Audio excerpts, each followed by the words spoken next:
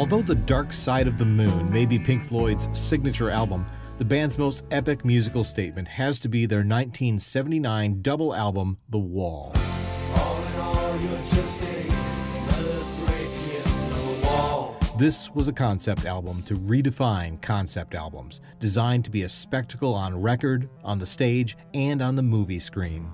The Wall was originally released on November 30th, 1979, topping the charts around the world and going on to sell nearly 20 million copies in the US alone. The accompanying concert tour in 1980 and 1981 was so elaborate that it was only performed a total of 31 times and in just 4 cities. And while the shows were filmed with the intention of being released theatrically, the band ultimately opted to go in a very different direction for the 1982 film directed by Alan Parker. Although bootleg videos do exist of that legendary concert tour, Pink Floyd has only officially released the audio in the form of the live album Is There Anybody Out There?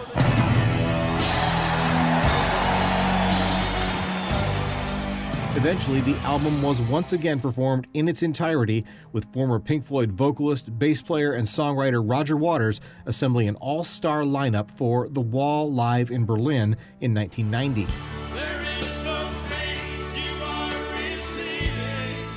20 years later, Waters took the show on the road for an extensive solo world tour that spanned 2010 through 2013. Mother, do you think they'll drop the ball? Both the Berlin show and the Roger Waters solo tour were subsequently released on home audio and video formats. Meanwhile, the movie version of Pink Floyd The Wall has enjoyed its popularity among fans for nearly 40 years.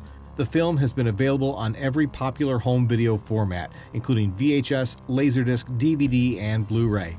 And although most people assume the official soundtrack for the film would be the 1979 album, that was not what was originally intended.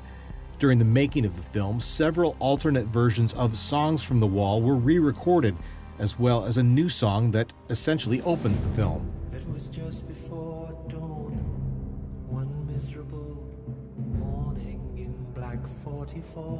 When the Tigers Broke Free was released as a single in 1982 and was intended to be part of a companion soundtrack release, often referred to as Spare Bricks. That project ended up being abandoned, however, in favor of recording a full new album.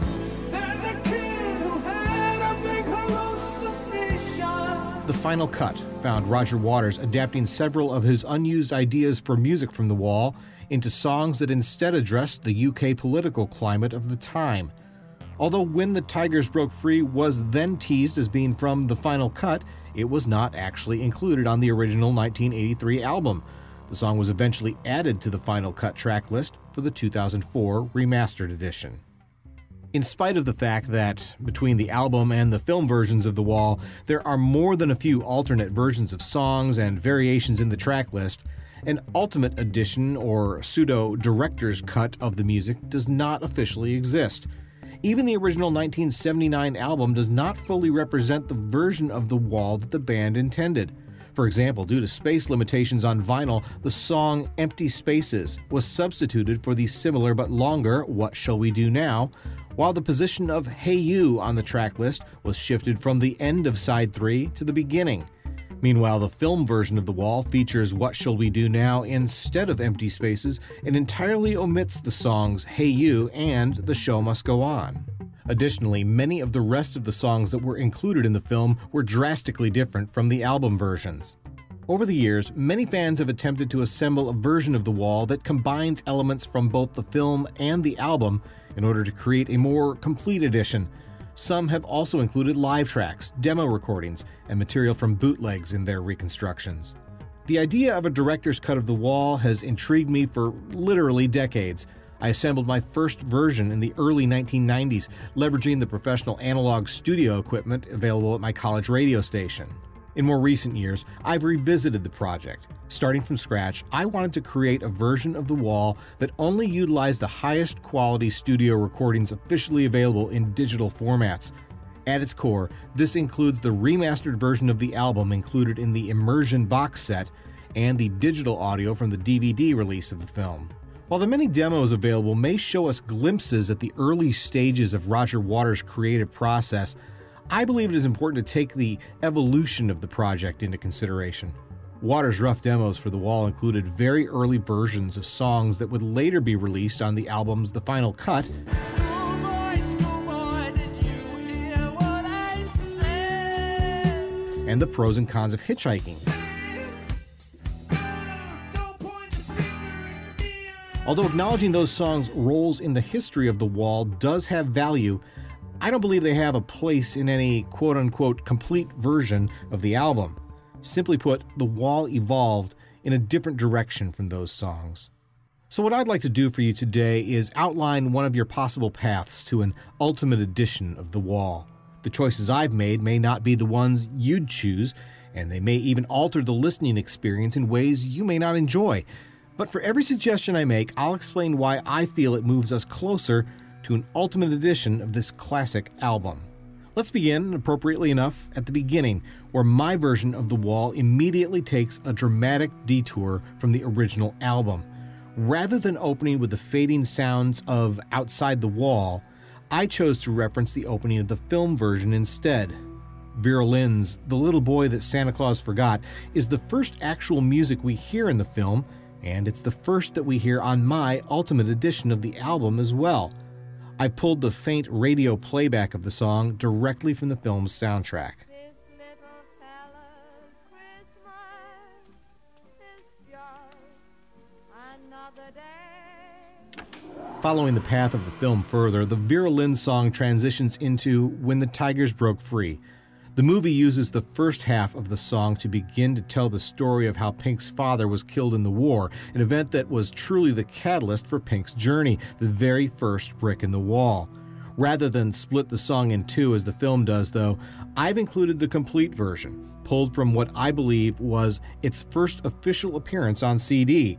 It was one of several studio recordings included on the Roger Waters promo CD, The Wall Berlin 90, released to promote his all-star live album recording of his performance of The Wall at the former site of the fallen Berlin Wall. And that's how the high come on to my daddy from me. As When the Tigers Broke Free concludes, we get a few more moments of Vera Lynn before In the Flesh finally comes crashing in. Using the original album version of that song rather than the film's version featuring Bob Geldof was really the only appropriate choice here. At this point, the album follows its familiar path for several songs, including The Thin Ice, Another Brick in the Wall Parts 1 and 2, and Mother. Of course, anyone who is familiar with The Wall knows the version of Mother that appears in the movie is substantially different from the original album version. Mother, am I really dying? For my Ultimate Edition, I'm sticking with the album version of the song. The cinematic version of Mother works well to further the film's narrative, but I feel it suffers without a visual storytelling accompaniment. When we get to Goodbye Blue Sky, the song itself remains intact, but the transition that comes at its conclusion is another departure. Fans all know the next song is Empty Spaces, and that the version in the film, better known as What Shall We Do Now, has slightly different lyrics and an extended passage not included on the final album. For my Ultimate Edition, I decided to create a hybrid of both versions of the song. I wanted to preserve the ominous build-up to the vocal, which, of course, features the backwards message on the album.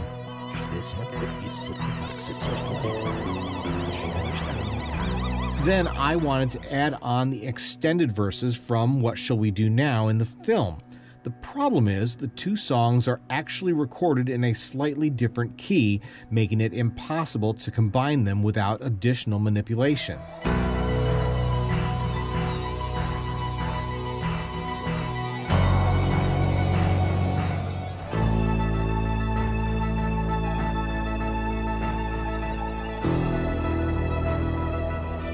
My solution here was to pitch shift each song a half step in opposite directions so that they'd essentially meet in the middle.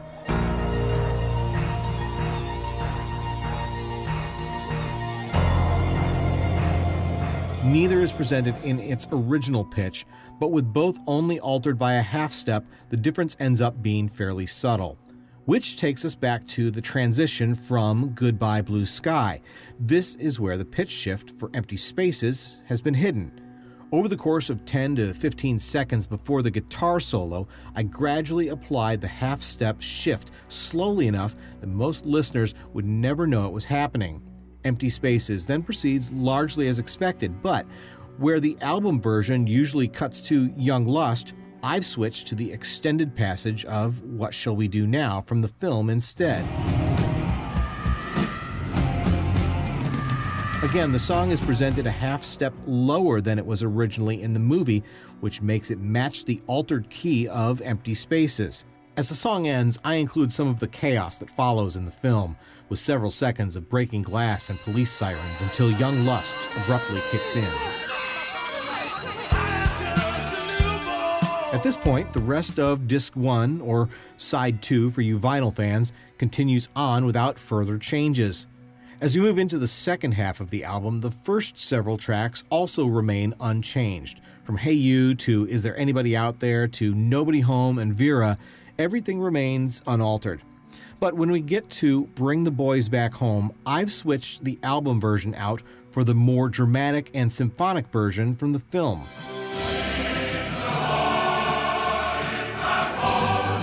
As the song nears its conclusion, I crossfade into the album version, so we hear Waters sing the final line.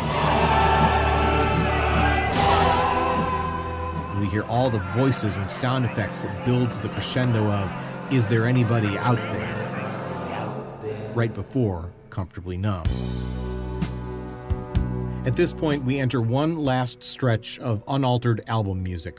From Comfortably Numb through most of the trial, everything we hear is just as it appears on the original album. But as the trial reaches its conclusion to the chants of Tear Down the Wall, we shift to the more dramatic destruction of the wall in the film, complete with Pink's extended scream of anguish in the background.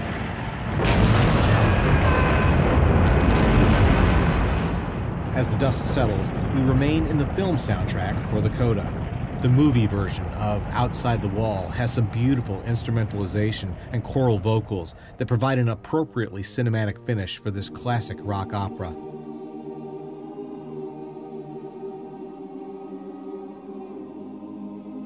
And if it wasn't obvious from how I started this Ultimate Edition, using the film soundtrack for the ending does indeed mean the split dialogue of Isn't this where and then we came in?